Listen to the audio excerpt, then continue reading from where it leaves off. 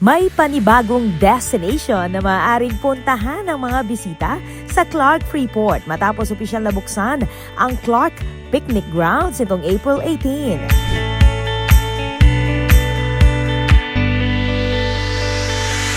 Matatagpuan sa Hillpuyat Avenue, ang modern park ay nag-aalok ng jogging at walking paths, recreational at wellness facilities, amphitheater, playground at picnic grove na bukas sa publiko.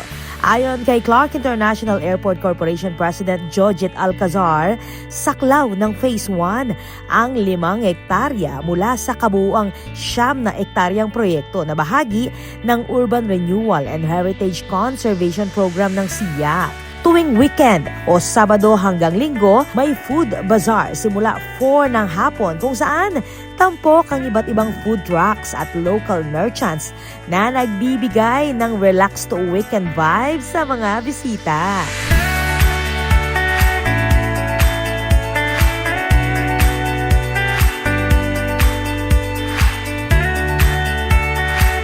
Napapalibutan ng lugar ng mga century-old acacia trees na nagsisilbing natural canopy. Kaya swak ito para sa outdoor activities at family gatherings.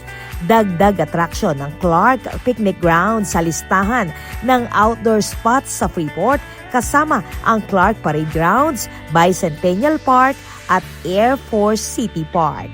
This is Patricia Mamangon on the spot.